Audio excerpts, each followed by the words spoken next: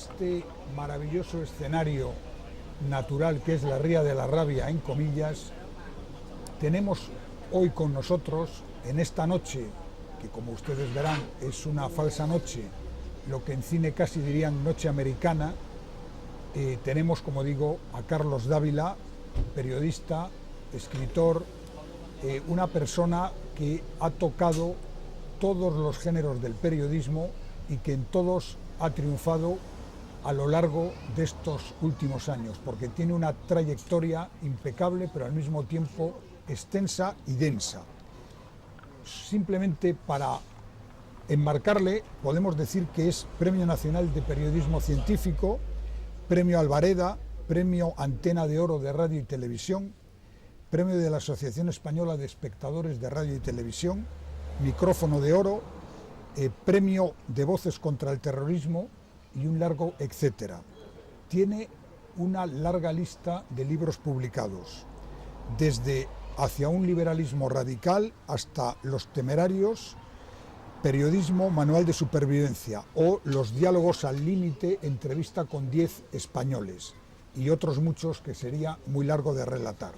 Porque lo importante es que charlemos con Carlos Dávila. Carlos, buenas noches. ¿Qué tal, Manuel Ángel? Buenas noches. Bueno, buenas noches en este día magnífico de verano, aquí en la Ría de Comillas. Aquí es como se dice tópicamente, un escenario incomparable. Sí, señor. Marco incomparable. Marco incomparable. Aquí. Bien. Marco Pero lo incomparable. importante no es el marco, sino lo que hay dentro del marco.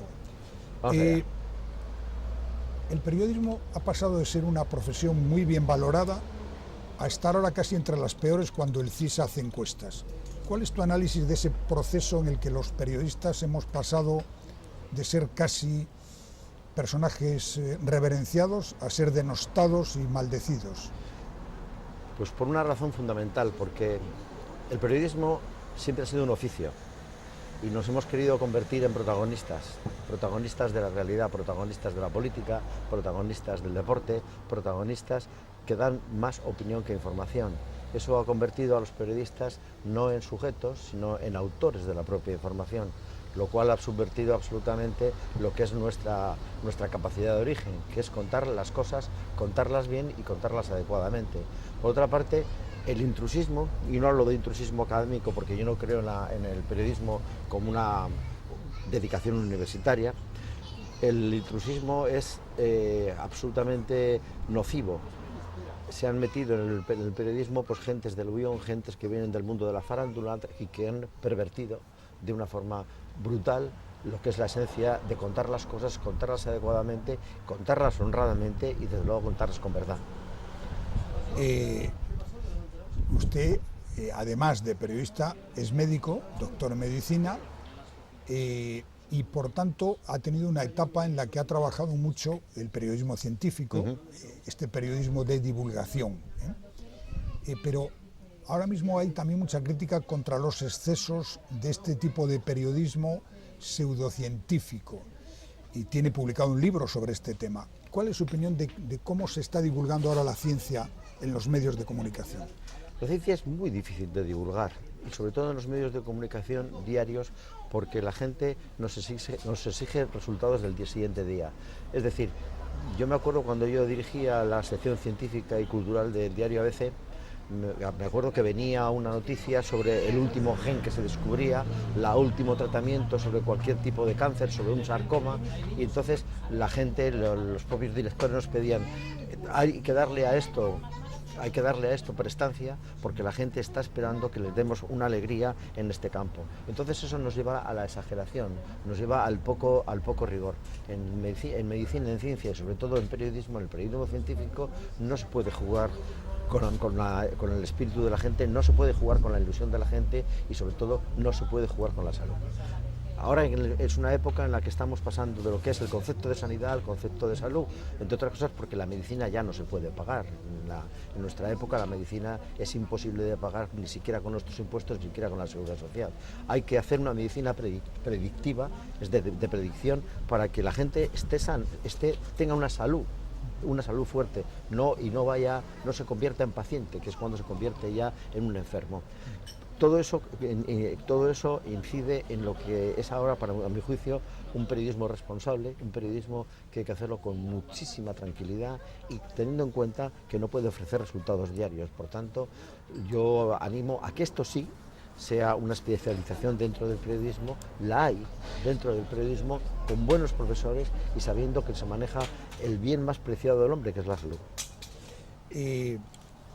Periodista científico, doctor en medicina, pero como he dicho al principio, ha tocado muchísimos géneros en el periodismo, desde el periodismo escrito hasta la dirección de un medio, pasando por televisión, por radio, tertulias, comentarista, articulista. De todo eso, ¿en dónde se siente más cómodo? Yo me siento bien, mejor en el papel escrito. Quizá porque los de mi generación venimos de ahí, del papel escrito, que era la consagración de lo que era el periodismo de entonces. Luego ya la radio y la televisión ha venido después, como casi todos los casos, como me imagino que es el tuyo. Es decir, nosotros somos unos señores que hemos olido tinta, que somos tipógrafos aficionados, que hemos pasado por la época de la composición en caliente que decíamos entonces, y el periodismo, ver escrito lo que hemos escrito una mañana, lo que hemos escrito aquella noche, pues a lo mejor sulfurada, una noche difícil, una noche con contrastes diversos, pues tiene una emoción que no tiene nada, que no tiene ninguna otra versión del periodismo. Ahora bien, mi opinión es que la inmediatez de la radio es mucho más apasionante que el periodismo escrito de ahora mismo, porque el periodismo escrito de ahora mismo o se basa en exclusivas, periodismo de papel, o se basa en exclusivas y en mi opinión muy fundada, o se va a quedar absolutamente obsoleto, porque tenemos una tecnología que nos lleva ya a los teléfonos móviles, a todo ese tipo de herramientas que perjudica lo que era el anterior periodismo. En todo caso, yo soy un periodista de periódicos que he hecho de todo y donde me he sentido de verdad más realizado es como director de periódico. Como cronista político y director del periódico. Bueno, además de eso, como columnista y como opinador en la radio y en la televisión, usted ha sido siempre un periodista que no se ha mordido la lengua y que ha hablado con claridad de los temas candentes. Y por eso me gustaría conocer cómo ve este desafío que se presenta en Cataluña a finales del próximo mes de septiembre, con esas elecciones que Artur Mas pretende que sean un plebiscito sobre la independencia de Cataluña, y cómo ve la actuación del gobierno de España, del gobierno que decimos a veces de Madrid, pero que no es de Madrid, que es el gobierno de todos los españoles, respecto a esta deriva independentista en Cataluña. Siempre recuerdo a este respecto, allá por las elecciones del 81 o del 82, recuerdo que volando sobre Barcelona, en el puente aéreo de Madrid, yo volaba al lado del que entonces era ministro de Hacienda, luego se pasó al Partido Socialista, que era Francisco Fernández Ordóñez, pero que era un hombre con un sentido de Estado, era un hombre muy inteligente, era un muy eficaz político y tenía un enorme sentido de Estado. Y me dijo: mira, Carlos, no te engañes, tú eres muy de cerca de por allí y sientes el tema vasco muy cercano y muy próximo y tal, pero no te olvides, el problema lo vamos a tener aquí abajo, y señalaba Barcelona, sobre la que volábamos entonces, abajo en muy poco tiempo. Este va a ser el gran problema de España y será un problema de secesión. Hay un término que a mí no me gusta emplear porque es un término muy culto y que parece que estamos aquí haciendo una simulación de cultura, que es el término aporía. Aporía es un problema que no tiene solución. A mi juicio, hemos llegado a un punto en que el problema de Cataluña no tiene solución. Ya es imposible que Mas, que es un merluzo como político y que es una especie de personaje paracaidista que ha llegado a la política creyendo en unas cosas y ha terminado creyendo que él es un iluminado y que tiene que salvar a España, a Cataluña del yugo español. Yo creo sencillamente que hemos llegado a un punto en que ya no es posible retroceder. No es posible retroceder. Lo más posible, lo más normal, es que el no a la secesión con los partidos gane por poquísimo margen, y lo digo sabiendo que a los periodistas nos pagan siempre por decir lo que está pasando, no por adivinar lo que está pasando, lo que va a pasar. Eso queda para Rappel.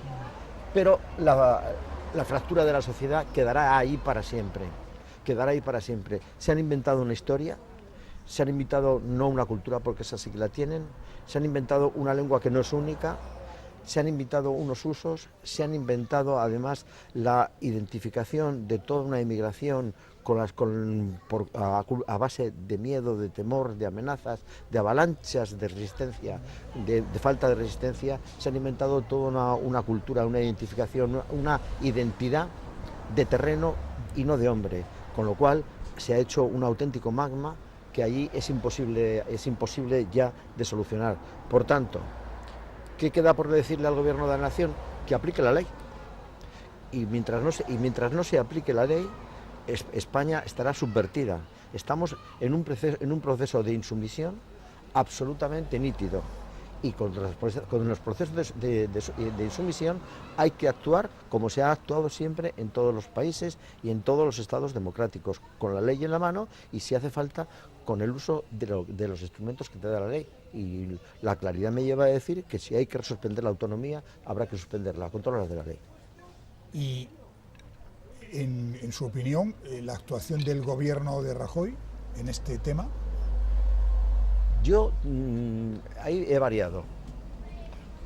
A mí me ha llevado siempre el cuerpo, soy muy visceral, me ha llevado siempre el cuerpo a pensar que lo que había que hacer es utilizar la ley en sus exageraciones más nítidas. Es decir, artículo 155 desde el primer momento, la primera vez que el señor Mas y Convergencia, Unión se ha desgajado, produjo una resistencia a aplicar una sentencia del Tribunal Constitucional, había que ver al tiempo haberle aplicado la receta correspondiente, que era el Tribunal Constitucional, y por tanto suspensión de las garantías constitucionales y el artículo 155 de la Constitución. Tengo la impresión de que Rajoy, que es un político exasperante, sobre todo para los que somos, como digo, visceralmente muy rápidos y queremos resultados cuanto antes, es un político exasperante que, como mejor virtud, dicen de él, que maneja muy bien los tiempos, está ganando en este tema. Tengo la impresión, y me mueve tanto una impresión como un deseo, porque es que si no gana el gobierno de la nación, en este caso es el gobierno del PP todavía, si no gana el gobierno de la nación, tenemos un problema de secesión que no nos lleva a ninguna parte. Yo espero que gane, yo espero que este personaje quede al albur de un juicio de la historia verdaderamente reprobable, como mucho peor de lo que quedó Macià en su momento con Pains o Prat de la Riba, por ponernos unos ejemplos catalanes puros, y yo espero que de verdad este país se dé cuenta de aquí al mes de diciembre que nos estamos jugando la existencia de España como nación dentro de un concierto europeo. Bueno, has citado diciembre. Después de las elecciones catalanas, finales de septiembre, vendrán las elecciones al gobierno de España, que serán posiblemente a primeros de diciembre. 29 de noviembre. ¿Cuál es la situación en la que están esas elecciones, con una incertidumbre sobre quién va a gobernar España?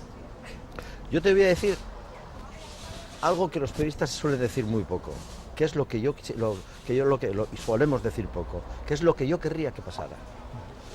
Yo querría que ganara el Partido Popular, y lo voy a explicar. Quiero ganar el Partido Popular porque es el único que garantiza en este momento el cumplimiento de la Constitución del 78.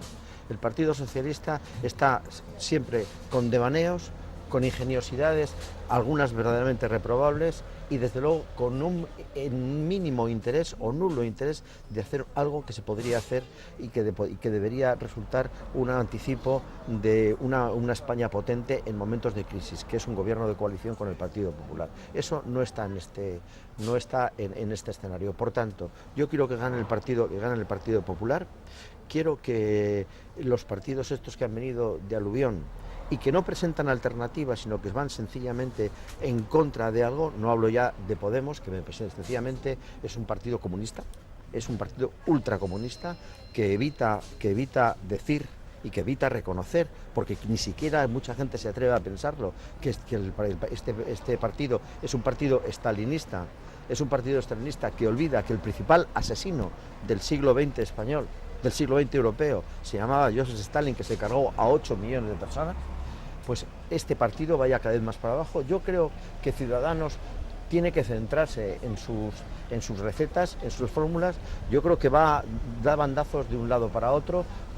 No tiene más oferta que hacer que una resistencia activa a lo que ha sido toda la avalancha nacionalista en Cataluña, y me da la impresión de que a poco que la gente, la derecha española, que es muy torpe, muy torpe históricamente, a la que yo nunca la he llamado derechona, si la he llamado derechorra por lo tonta que es, pues que esta derecha se dé cuenta que nos estamos jugando la supervivencia de España, que nos estamos jugando la supervivencia de unos valores, que nos estamos jugando la supervivencia de un bienestar que al parecer otra vez empieza a emanar de la propia sociedad, y que todo eso no lo garantiza el Partido Socialista, no lo garantiza Ciudadanos, no solamente no lo garantiza, sino que lo vuela Podemos, y desde luego los partidos nacionalistas intentan demostrar que no es válido. Por tanto, mi opinión es que es bueno que la derecha vuelva donde solía, y tapándose la nariz,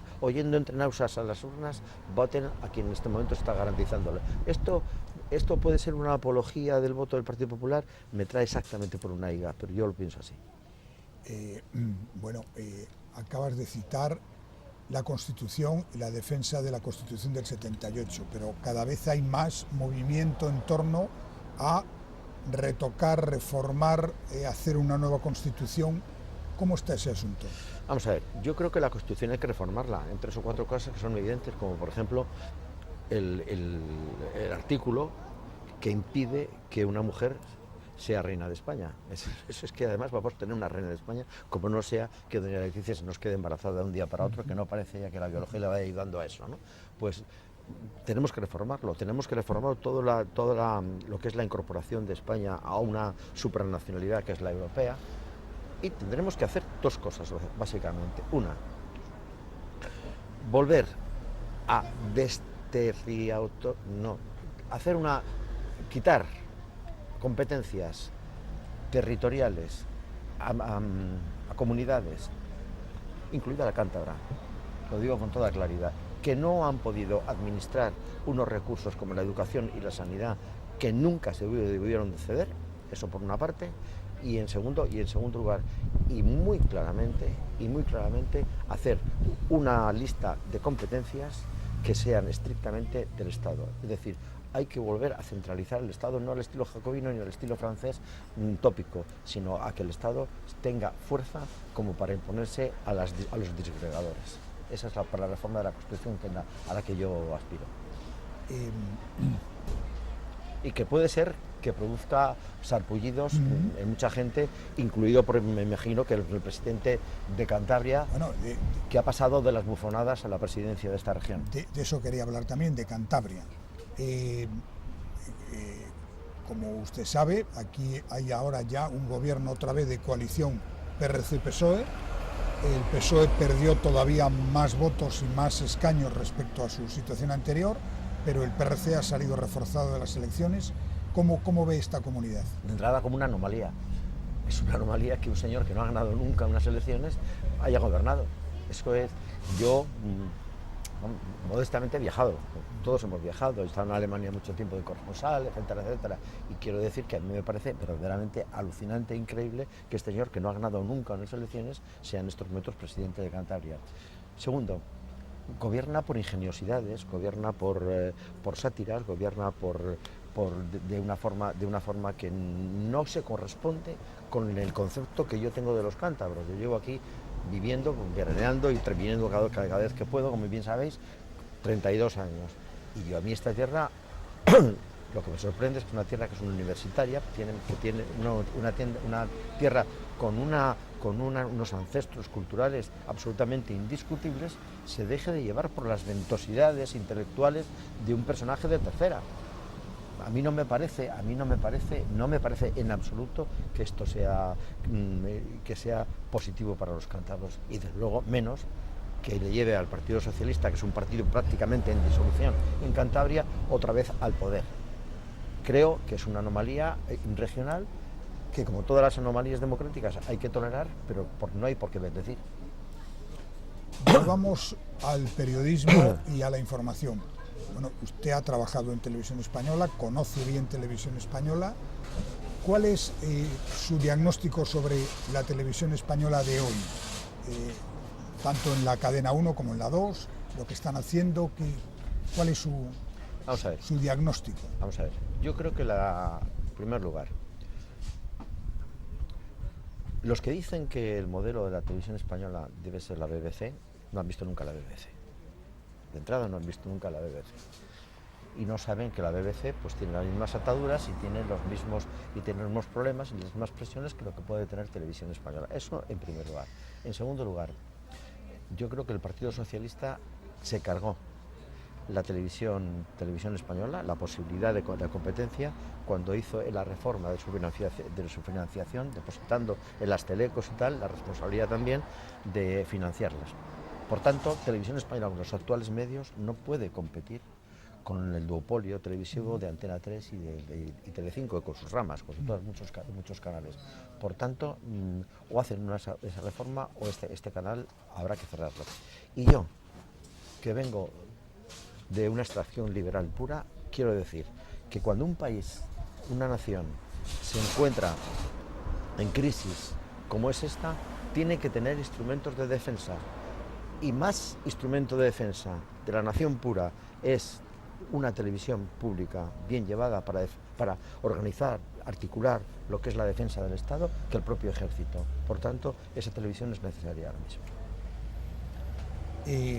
Bueno, usted ahora es el responsable de la comunicación de Enresa, la empresa de residuos y nucleares. Y ahora mismo hay una polémica sobre este depósito que se quiere construir en Castilla-La Mancha para depositar ahí los residuos nucleares de nuestras plantas de producción eléctrica a través de la energía atómica.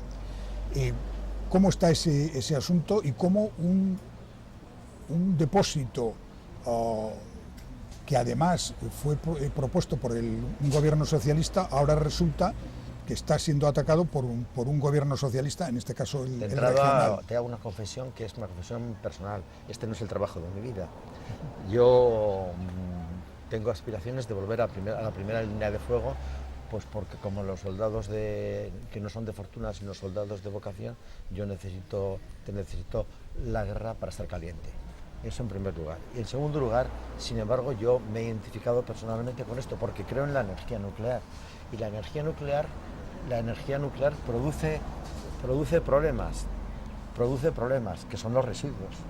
Pero es que los residuos no solamente los produce la energía nuclear vía bombas atómicas y vía centrales nucleares, los residuos los producen la radiactividad que hay en cualquier tipo. Yo vivo en un pueblo cercano a Madrid, que es Torrelodones, que tiene una radiactividad mayor que la que pueda tener cualquier tipo de residuo. Los residuos hay que almacenarlos, hay que guardarlos, porque si no se convierten en peligrosos, y si no hay que llevarlos a Francia para que los reprocesen y nos cuestan 63.000 euros diarios.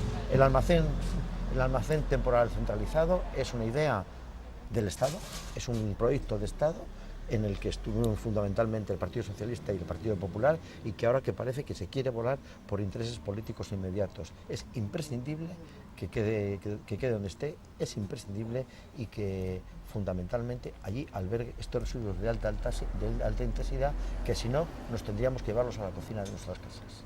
Pero resulta que parece que en Francia, si hay un depósito como este, no ha creado ningún problema. No solamente yo he visitado Francia, en Holanda y en Alemania. En Holanda el depósito, el almacén temporal centralizado lo tienen al lado de los polders, es decir, donde las tierras esas que ganan terreno al mar. Al lado hay una hidroeléctrica, al lado hay una tienda de supermercados y al lado no hay un bar como este, porque ahí no tienen tanta gracia como nosotros para instalar una cosa tan divertida y tan buena. Pero es un pueblecito que tiene una vida perfectamente como puede tener, comillas, donde estamos aquí al lado. Uno que tiene vida, que tiene su historia, etcétera, etcétera. Allí reciben los beneficios de tener eso y tener una seguridad absoluta de que no va a pasar nada. Además, ya que citamos Francia, en los dos sitios, en los dos pueblos donde esté talado el almacén, tanto en Francia como en Holanda, gobiernan el Partido Socialista. Y el alcalde es el primer propagador de los beneficios de esa instalación. Carlos, estamos llegando al final de esta conversación aquí en la Ría de la Rabia, en comillas, con este magnífico paisaje. Y con la lluvia que nos está empezando a molestar un poco, no, pero no demasiado. Pena que no sea agua de mayo para ver si me crece el pelo, pero... Pero no me gustaría terminar la entrevista sin tocar el tema de ETA, que yo sé que es un tema muy sensible en el que tú has trabajado mucho y has estudiado mucho sobre él. ¿Qué está pasando? Es decir, ¿cuál va a ser el final de los etarras que están en la cárcel? ¿Qué va a pasar con los casi 300 asesinatos que están por resolver judicialmente? Sí, cuando a Rajoy se le imputa mal gobierno en algunas cosas, en el tema de los impuestos, en el tema de Cataluña, yo sí tengo algo que achacarle a Rajoy, es el mal tratamiento del fin de ETA. Que no hay tal fin, no hay tal fin. En Navarra están gobernando los etarras.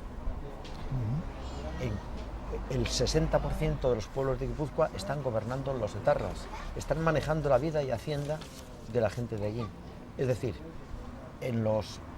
una interpretación muy libre de lo que es la ley ha permitido que etarras muy conocidos estén saliendo a la calle.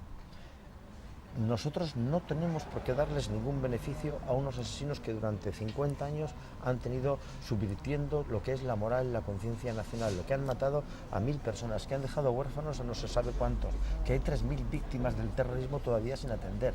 Es decir, nosotros esa historia no la podemos dar por pasada. No la podemos dar pasada porque nos han hecho mucho daño, han producido mucha sangre y han producido mucho dolor en este país. Por tanto, yo pediría que otra vez lo que es la derecha, lo que es los partidos democráticos, amparen mucho más a las víctimas y desde luego democráticamente impidan de una puñetera vez para siempre que gentuza como Bildu esté en las instituciones.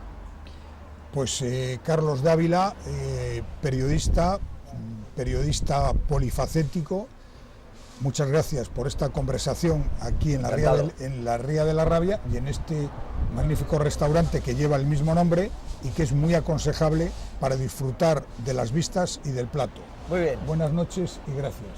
Gracias a ti.